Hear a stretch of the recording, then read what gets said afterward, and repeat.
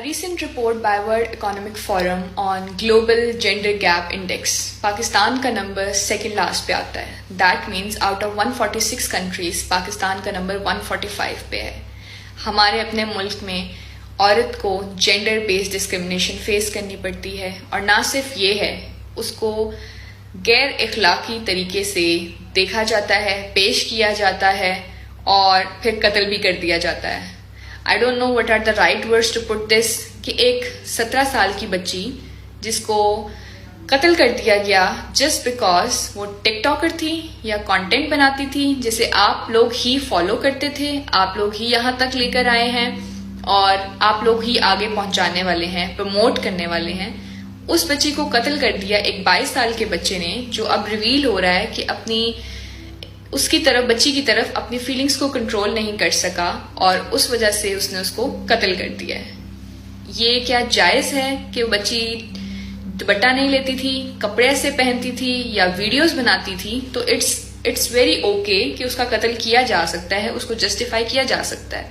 बहुत सारे लोग मुझे भी सोशल मीडिया पे बार बार ये कह रहे होते हैं, दुपट्टा तो आप लेती नहीं है, बात आप हदीसों की करती हैं. हु आर यू टू जज, who are you to tell me? और क्या इस बेस पे people should start killing each other? या स्पेशली खातून को, बच्चियां भी सेफ नहीं है हमारे मुल्क में, ट्रांसजेंडर्स भी सेफ नहीं है, कोई औरत भी सेफ नहीं है, बेशक आपकी माँ की उम्र है, बहन की उम्र है, बेटी की उम्र है. यानी कि अभी जाहिर जाफर के केस के बाद बिल्कुल ये लग रहा था 2 हफ्ते पहले ही कि अब जो है इस तरह की कोई नाइंसाफी नहीं होगी हमारे मुल्क में. यह जो लॉ पास हुआ है उसके मुताबिक 18 साल की बच्ची, उससे पहले आप उसकी शादी नहीं कर सकते अंटिल वो क्रॉस नहीं कर लेती 18 ईयर्स एज. लेकिन उसके बावजूद अब एक नया केस सामने आ गया है कि एक बच्ची ने एक लड़के की फीलिंग्स को रिजेक्ट किया जस्ट बिकॉज उसकी अपनी चॉइस हो सकती है, वो नहीं एक्सेप्ट कर रही, उसका तरीका ठीक नहीं है, व्हाटसोएवर रीजन, आपने उसको कत्ल करना मुनासिब समझा, एक जान लेनी मुनासिब समझी.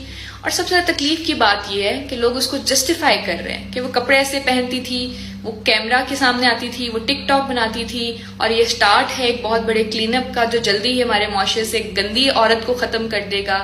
क्या आपने अपने गिरेबान में झांका है कि आखिर औरत को इतना बुरा बनाने में या वहां तक पहुंचाने में आपका कितना रोल है? या क्या आप बहुत दूध के धुले हुए हैं कि आप कोई गलती गुस्ताखी नहीं करते? क्या औरत को यूं देखना आपके लिए जायज है?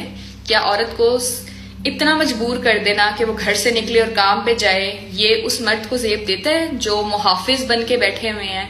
अपने आप से सवाल करें पहले, क्या ये सब जायज है जो आप मर्द के नाम पे कर रहे हैं?